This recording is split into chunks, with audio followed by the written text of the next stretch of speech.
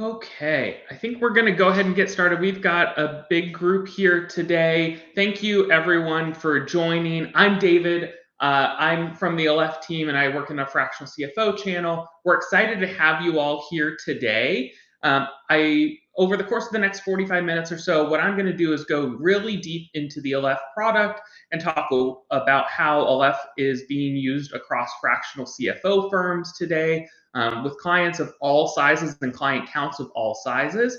So over the course of the next 45 minutes, we're going to go through an entire month close process from getting a client stood up on Aleph to automating budget versus actuals and actually building some dashboards together. Excited to have you all here today. I'm going to have Lucas pull up the slides. I promise we'll do a couple of slides here and there, but this will be really in-depth into the Aleph platform. And where I wanted to start for you all today is just explaining a little bit about Aleph and our perspective in this channel and how we've worked with fractional CFO firms to date. But just for those of you that are new, Aleph is an AI-powered FP&A tool. Originally was founded by Albert, one of our co-founders, because he saw a need internally at a finance role that he was in. He was spending so much time cleaning data and less time doing the strategic analysis work that he knew was most important to the business. And so founded Aleph a little bit over 6 years ago today. And what we found is that while Aleph is incredibly powerful for internal finance teams, it actually has a magnifying event for those of you that are working in a multi-client environment, whether that's CFO advisory, FP&A advisory. And so we're excited to share a lot more today about how Aleph is being used across fractional CFO firms. I'll go really deep into the process of how it's easy to set up clients and manage a multi-client workflow.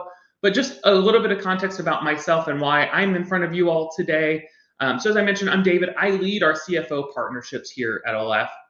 My whole career has been in early stage finance work. I've worked at pre-seed and pre-revenue companies, all the way through companies that have raised, hundreds of millions of dollars and then gotten acquired by much larger companies.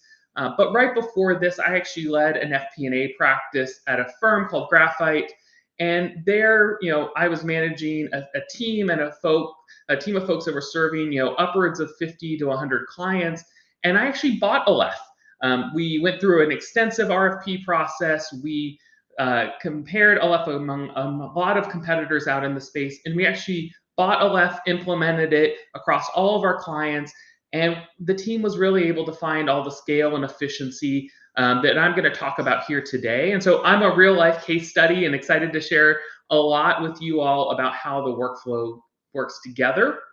And I've been at Aleph for about the last 7 months, and I spend all day talking with fractional CFO and FP&A advisory firms, leaderships, people in the trenches every single day serving clients. And so put this webinar together to really show everyone at scale how Aleph can supercharge and empower your teams in serving a multi-client environment.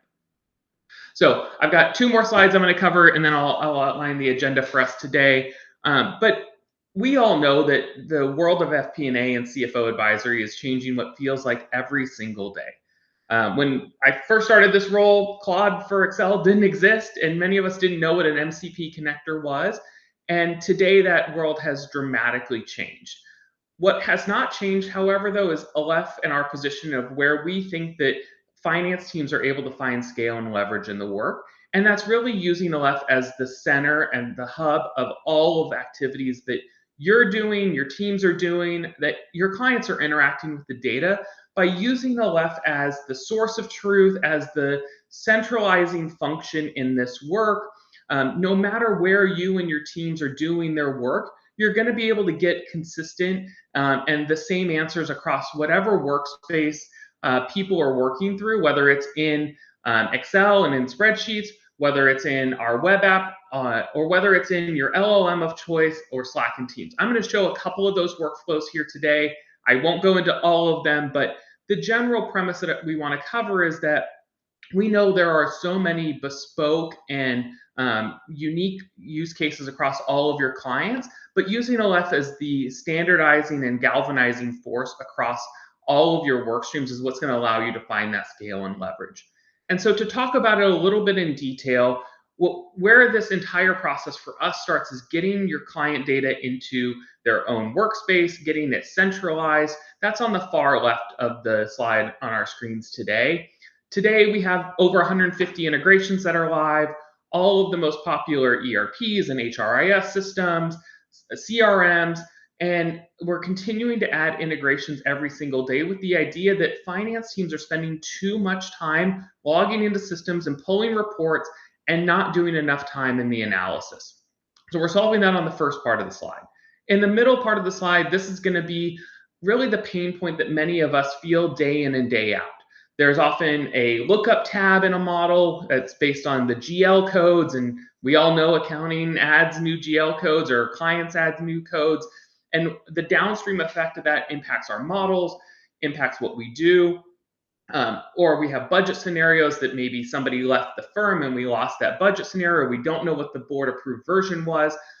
Our belief is that when you put all of that data into Aleph and you use Aleph as the standardized and centralized warehouse, that's what allows the supercharge of all the efforts here on the right.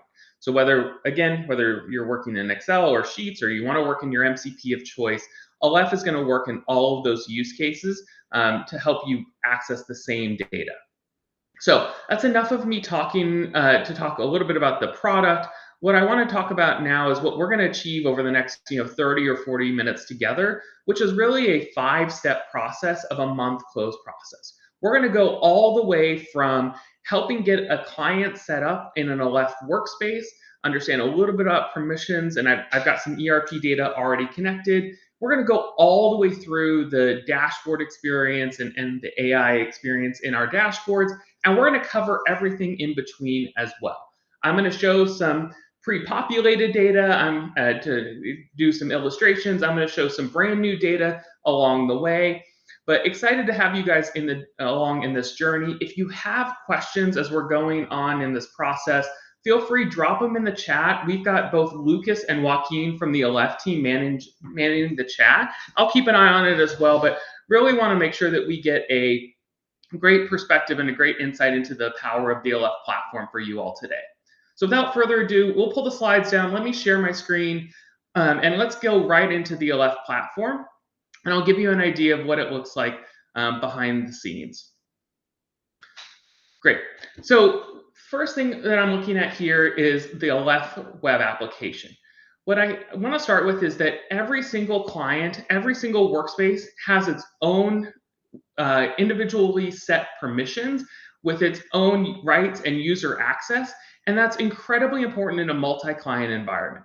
So what I'm showing here is a demo workspace we'll use for our purposes today. You can see I've got people that are in different groups. I'm able to set up different groups with different permissions. And so as we think about what internal teams are going to do versus what our clients need to be able to access to do, we can get down into the permission level access on an individual budget scenario or an individual integration so that the right people are going to see the right level of data every single time. And we don't have to worry about them seeing incorrect information or information they're not supposed to see.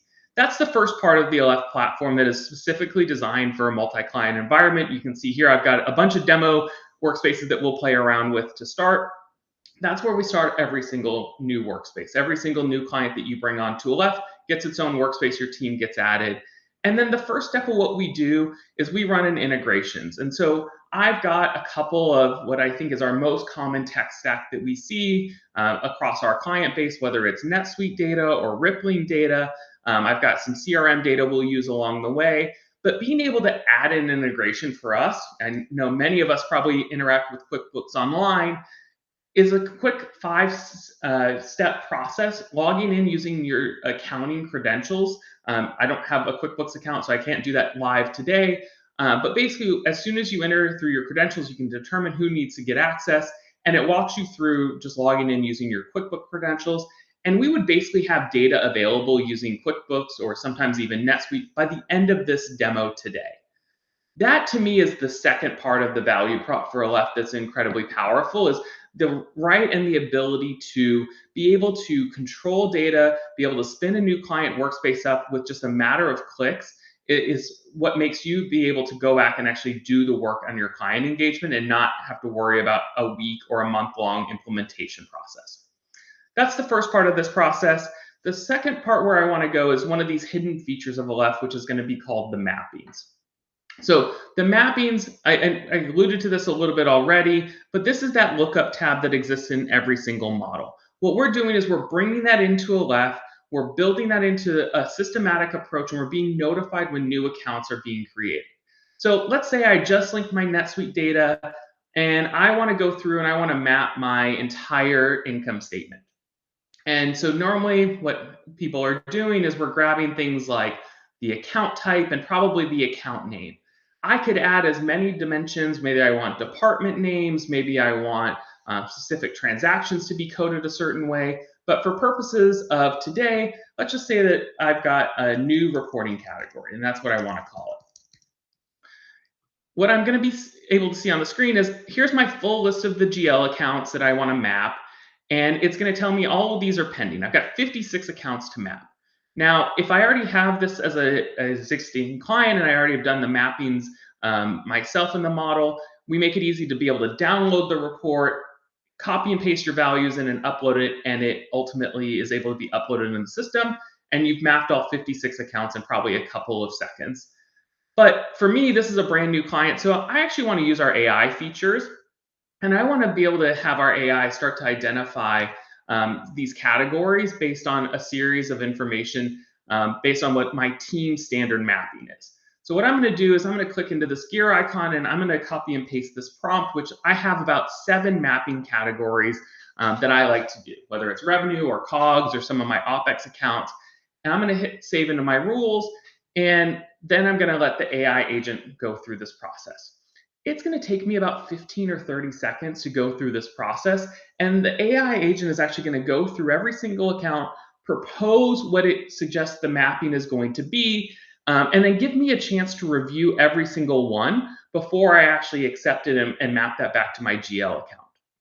For me, when you build around standardization and processes that are repeatable across the entire team, that's where you're able to find the scale and efficiency. And our AI agent is already done. Okay, I'm looking through this. There's a couple here that I probably want to reject. Maybe I want to call this one COGS.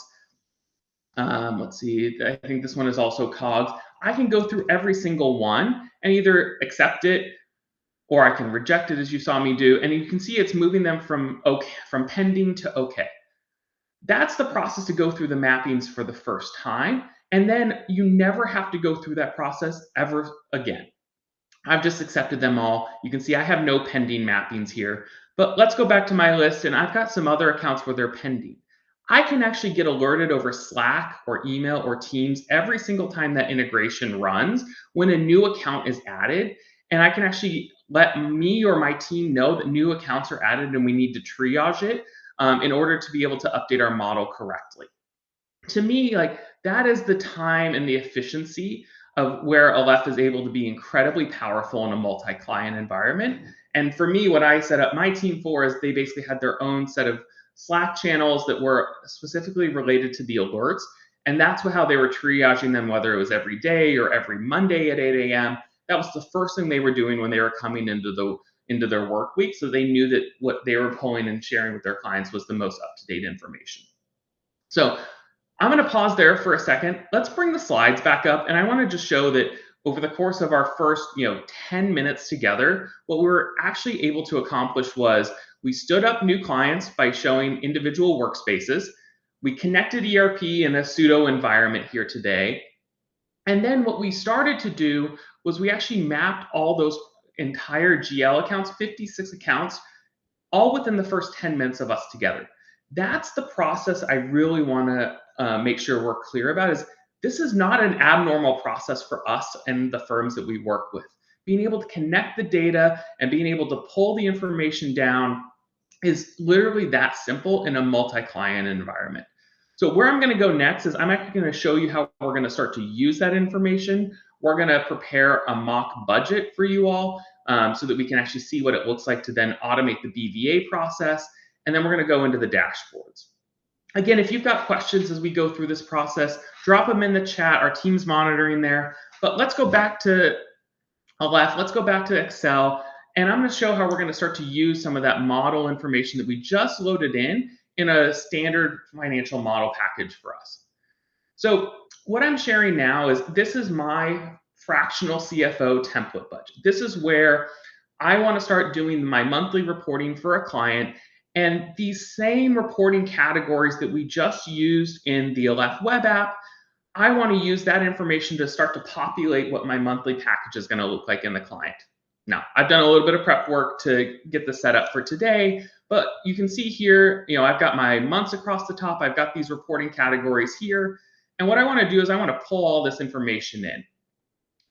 It's going to take all the information that came out of NetSuite. It's going to populate all that information into my model template.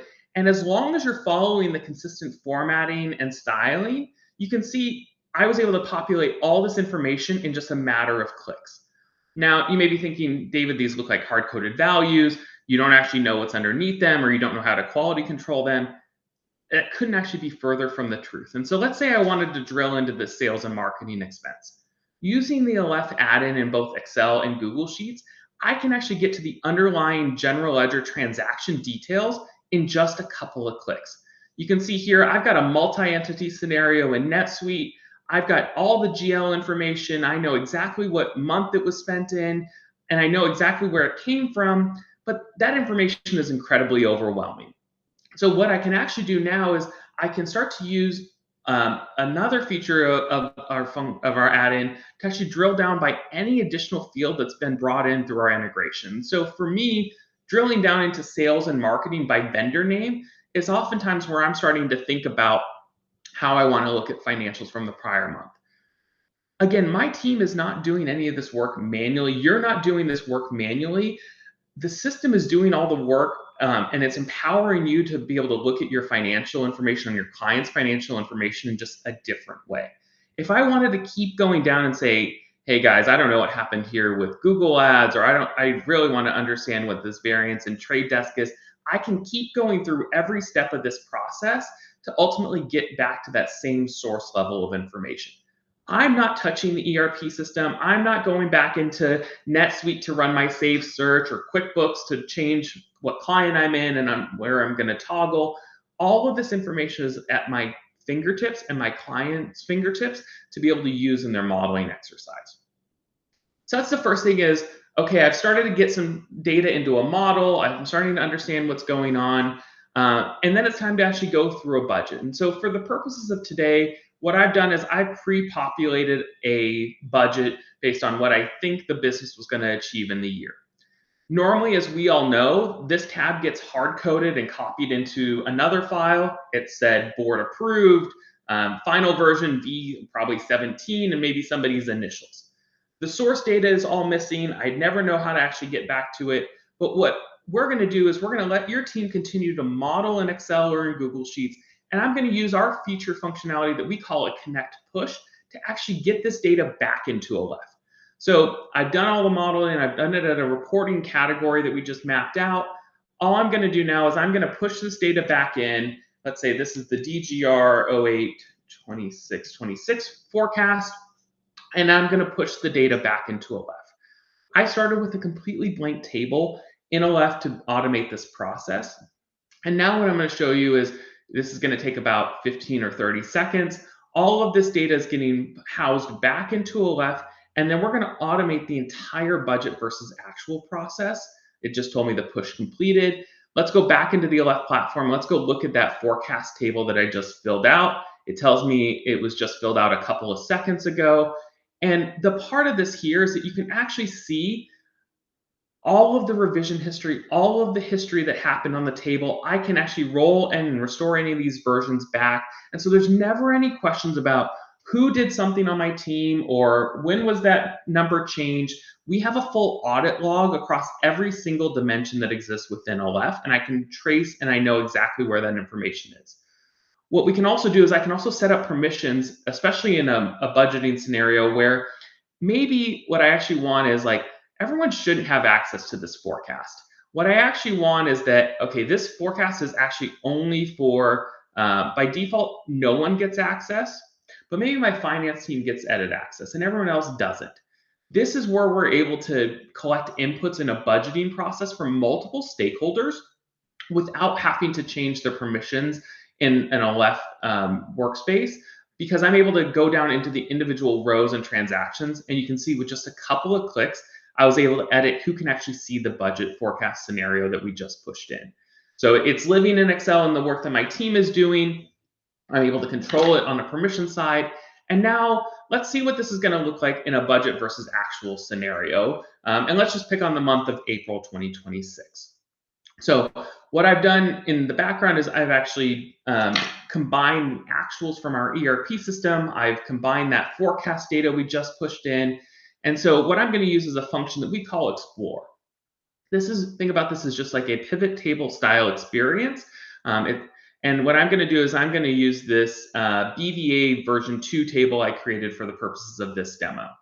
Now, what I want to say is I want to filter, and I want to do this just for the month of April 2026. What I want to be able to compare is those scenarios side by side. I'm a little lazy and I don't like to do math, and so I'm actually going to have the tool start to generate the math for me and compare the BVA. And then let's just use things like account type. And remember, we use that reporting category to standardize the accounts. And let's just format this as financials, and let's pull the data. In just a couple of seconds, it's going to run a full BVA for me, and it's going to do all the comparisons for that entire month. So you can see here in my actuals, it looks like I actually had a revenue beat for the month of April. It looks like I had about an $83,000 beat in the month of April, but I massively overspent on my expenses. And it looks like a lot of this is coming from my payroll and benefits line item. Now, one of the downsides of how we pushed this budget is that we pushed it at a very high level without all of the supporting information.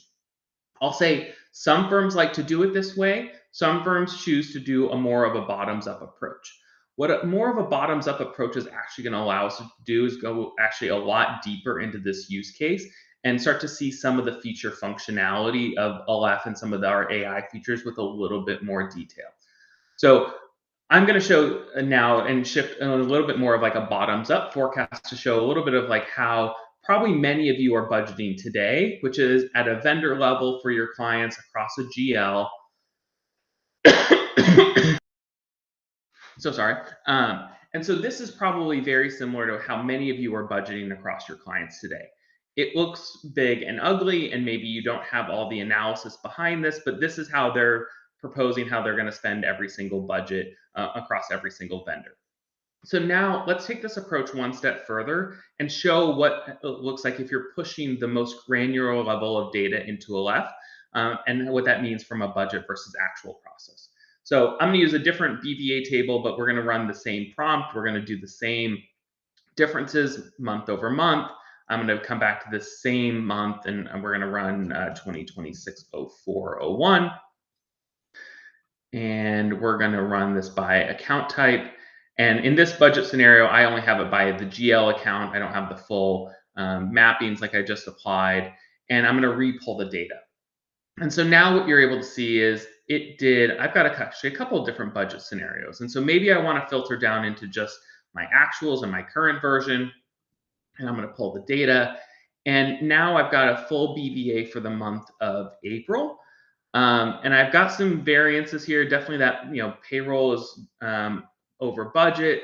But what I want to show here is our first AI feature, which is our pull and scan. So on any report from any data source, what I can actually do is say, actually, what I want to do is go down to the underlying transaction level information and start to understand what changed over my budget assumptions. So I set a threshold of, I think, 5% and $5,000. Our AI commentary is going to go through all the underlying transactions at the general ledger level. It's going to start to understand exactly what's going into those accounts and come up with a conclusion of what we want to be able to drill into even more. And so I'm going to give this about 30 more seconds. You can start to see the level of granularity that when I push vendor level information in, what I'm able to get out of this. So let's click into this advertising for just a second. Really long list of items here, but it looks like I've got some Google ads and some Meta platform and some Amazon. So, but I don't understand exactly how that actually was occurring against my budget. So let's select these values here, and let's do this drill down again by the vendor level. And you can see it's already highlighted in purple as a suggested way to summarize the data. And so what it's going to actually do now is be able to compare the full budget, which is my current version, against my actuals and give me the variance. And so instead of me and the team having to spend time pulling data, building a custom report like this, probably in a bespoke pivot table, I'm actually able to get much faster to the analysis of the conclusions of the conversation I want to have with my clients, instead of having to make sure that I downloaded the right report, that I understood exactly what I was going to do. And I've started to work through some of the AI variance commentary that's most meaningful to my client, because now the conversation is, hey, was this overspend on advertising across Meta, Amazon, and Google Ads? Was this a one-time use? Or do we actually need to build a new forecast? And we should think about what this is going to do to our cash burn for the rest of the year. That's the work that your clients really want out of you, but you need to do all the groundwork behind it to be able to find that initial conclusion. So I think, Lucas, if we could pull the slides back up, I want to do a quick pulse check now that we're about 25 minutes into the presentation. So where we had just left it was we had just started to do the budgeting process. I think we can call the next one complete, which is we loaded a budget in, we're able to automate the BVA process, and now we've actually knocked off the next one as well in the first 25 minutes of our presentation, where we've started to let AI surface exactly all the variances that are worth us investigating. To me, this is unheard of. Like, I know I used a little bit of dummy data for our purposes today, but all of you are building models for your clients today, and you're doing this exact workflow that I just replicated in the first 25 minutes of us spending time together today. This process, when I was doing this work myself, would have taken me probably 3, 4, 5 hours. And the whole premise of Aleph is that if I'm able to find 2 hours per client per month, every single month across all the clients in my book, think about how much more that's either going to allow me to take on and serve in more clients, or how much, if I'm billing in a fixed fee model, how much margin I just was able to drop to the bottom line. And then I can take on more clients at higher margin work as well. That's the whole value prop I want to make sure that we all leave here with today, is that these are not the most complex workflows that we could solve for. We can do that more on a tailored demo. We can do consolidations. We can do eliminations. We can do foreign currency conversions. All of these unique use cases that just take your team time month in and month out. That's how we're using Aleph across all of our firms that we work with, to help them support and automate their workflow so that they can spend time doing the forward looking, the analysis, being that strategic partner to their clients. So we've got about 15 minutes left. Where I want to go next to show you a little bit about our dashboarding and some of the AI features that exist. But again, if you've got questions, feel free to drop them in the chat, send our team a note. But where we're going to go next is we're going to show a little bit of the dashboarding in our AI agent to understand specific workflows and how you're ultimately going to be able to present information to your clients. So what I'm going to click into, you can see I have a laundry list of dashboards. Part of how we work with every single firm is actually building a template dashboard that's able to be used and deployed into a client engagement in just a couple of clicks. That's what we solve for in the first 30 days working together, so that you can get up and running and delivering your clients analysis. But let's click into the CFO dashboard, which is the one that I feel personally about being able to deploy for my clients. So remember, we just closed April and this dummy data. Now I need to think about what I'm going to do to ultimately deliver to my clients. And so I've got a combination of written text summary. I've got some combo charts and bar charts. What I'm trying to do is surface the most relevant information to my client so that they can understand what's going on in their business. And we know that every client maybe have a different financial literacy in how they interact with their data. And so we can customize this based on what is most pressing to them.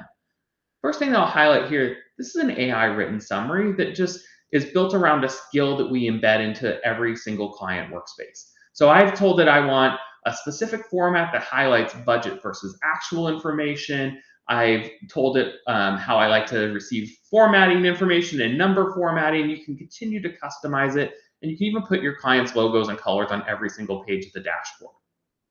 You can see across the top, I've got a slew of information that I can share with my clients. I've got all their standard financial statements across whether it's balance sheets or cash flow statements or income statements, all the charts, every single data source that exists on an Aleph dashboard is also interactive, just like what we saw in Excel.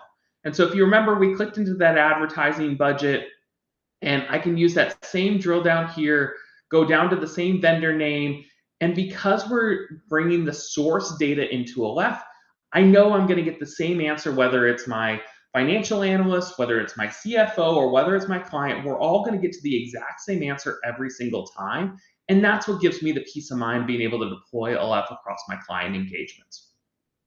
So those are kind of the pretty standard, I've got financial statements, maybe we've got some expense information that we need to drill into. We can even do department level budgeting and analysis. And we can use in our interactive filters to say, I want to be able to drill down into whatever information I have available, whether it's departments or classes, or if I want to look in specific departments. I can use all of our filters, all of our account names, and say, okay, I really want to click into, let's pick a COGS account. I really want to drill into legal fees. And you can see as soon as I make changes on the dashboard, I broke something on the dashboard, but you can see I've got a vendor summary. I've got information that's available for me and my client to be able to drill down in real time. All of that, what it also means is that I can drill into my budget versus actuals in a web-based format. I've got, my prior month on the left side, I've got year to date, but I'm not very good with numbers, and I want to be able to understand to my client, help me understand my marketing budget variance for 2026. That's a type of question that many of us are able to understand. Our clients are asking us this as we go through our monthly financial call. And it means we need to go then research all the work. We need to validate all the numbers. And what we're starting to do is we're using our AI to actually answer that question for us, just like any good analyst, senior analyst would do. But what it's also going to do is be able to produce a sourceable and traceable answer. AI is only powerful enough and only trustworthy enough when I can actually know exactly how it got that answer. I'm going to get the same answer 10 out of 10 times. And I know whether it's my CEO of my client asking the question or one of my accounting team members, they're going to get the exact same answer every single time. And part of what we do here is you can actually see the thought process. It's showing exactly, okay, here's where I pulled the data from. Here's exactly what it's filtered to. I'm going to work through all the conclusions that it works through. For me, this is a very simple use case. Help me understand my marketing budget variance. We know that there are so many more powerful AI use cases that we can bring to how we serve our clients. And so one of the ones that I love to show most is every board, every quarterly financial review has a slide that says the 3 things that went well and the 3 things that didn't go well. Well, I built a skill in Aleph, and I said, I want you to build it in exactly this format every single time. And it did this entire work for me. And what I don't have to worry about is that it didn't hallucinate, because at the bottom of its work, it gave me the sourceable and traceable information. This prompt, takes on average like 2 to 3 minutes to run, so I won't do it here today. But think about that most complex workflow that you're running on behalf of your clients. And how do you take the low-level work that's ripe for disruption and have AI use it, because now you've got all your client data in one source of truth that allows you to do your work. I just got a notification our AI agent is done. So let's take a look at how the marketing budget did. So looks like year to date, we were pretty unfavorable, about 127. But wow, actually, all of that work actually happened in April. You guys can see the prompt that I asked it for. I didn't ask it to do year to date, and I didn't ask it to do the April alone. But now I know that all of my variance is actually happening in April. And let's see, did the agent actually give me some more conclusions? Yes, it did. Okay, look, here's the spend. Oh, it's going to tell me the exact source data that it used to be able to produce that information. Wow, here's that same summary that I saw in Excel. I was able to replicate it in an Aleph dashboard on my own by using the drill down. And now our agent was able to replicate and produce that exact same report entirely on its own with very little prompting from me. This is what gives me the peace of mind to be able to deploy Aleph in a multi-client environment, is that it's all sourceable and traceable, and that I'm able to present this to my clients and deploy this at scale without having to worry about them getting the wrong answer. What it gave at the very end, worth finding who owns the marketing budget. The annual overage will compound below this. Do you actually want me to pull a trend of actuals versus budget, or do you want to do this as a one-off? Our agent is trained in specific FP&A context around our semantic layer, which is letting us know exactly where to look, what tables it's going to pull from, and that it's giving me this sourceable and traceable information. I think, Lucas, we might have achieved everything in the first 37 minutes of this webinar, but let's take a look at those slides again and let's see if we answered everything that we set out to achieve. Okay, so we had left with the AI summary right before this. And wow, yeah, we just delivered a full client financial dashboard. Okay, well, wait, I did the dashboard, but now how do I share it back with our client? Let's go back into the dashboard for just 1 second to close this off, and then we'll close with a couple of slides. So we know that dashboards are only good if and when our clients are actually going to use them. And so how do you notify them that a dashboard is ready? How do you use this during your monthly financial review? And how do you keep a record of it along the way of what was ultimately produced to your client so that it's not just a flat dashboard? Built a lot of features around this first and foremost. So first, anytime you want, we can actually export this entire dashboard as a PDF. It'll ask me which pages and which charts I want to generate, and it'll give me a really nice looking PDF package if I want it that way. We don't recommend sharing it that way. It generates it as a flat file, which we know some people want. What we love is this feature that's called send an update.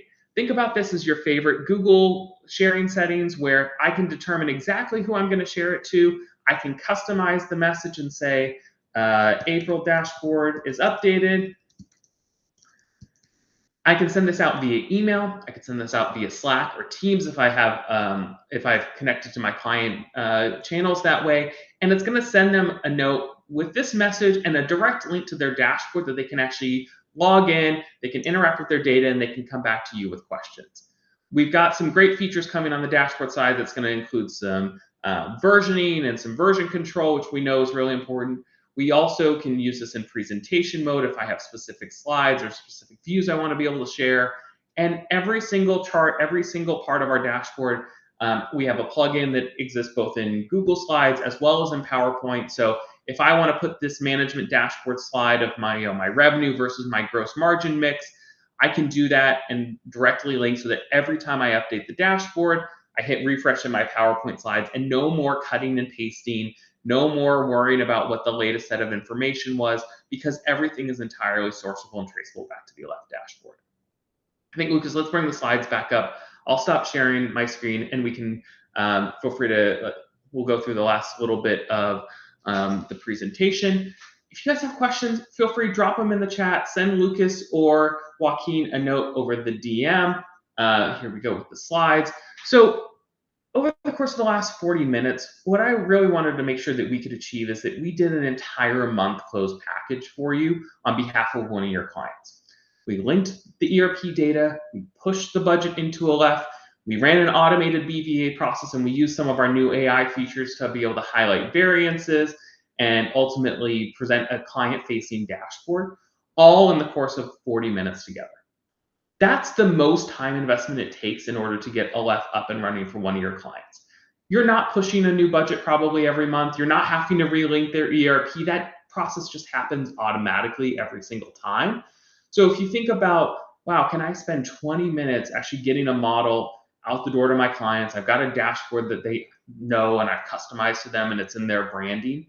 How do I go spend the rest of my time? And how do I think about how I'm going to continue to be able to grow my practice now with this technology at my fingertips?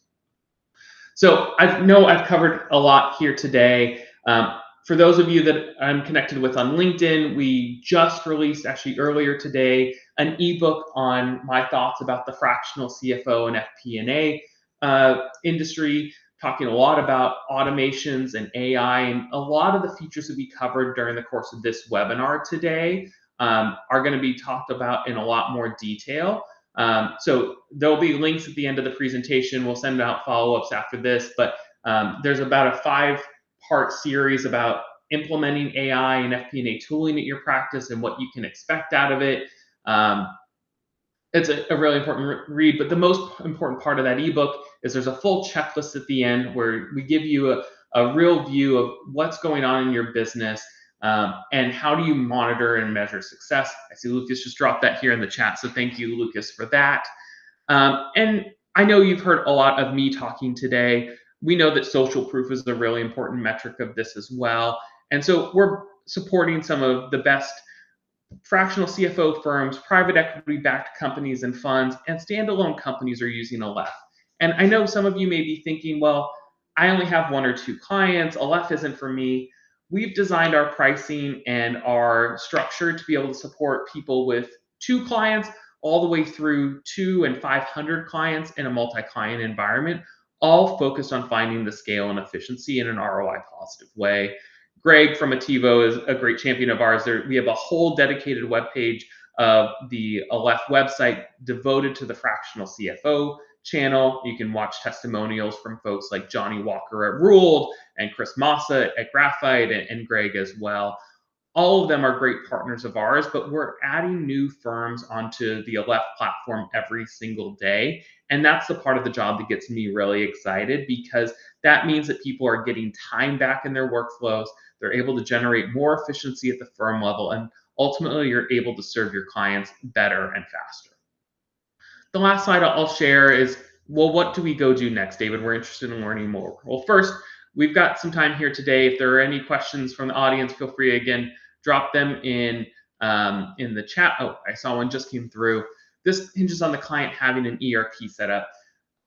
The short answer to that is it works a lot better if you have a client with an ERP that we integrate to, but actually we have some early stage companies that are keeping kind of a makeshift general ledger just in an Excel spreadsheet today. And we can actually work through a process like that as well. And then of course we support all the clients through, very popular and large ERPs like NetSuite and Rillet and Campfire. So it doesn't have to be just that your client has an ERP. It's a little bit easier if they do and if they have the systems in place, but that doesn't have to be the hard and fast rule.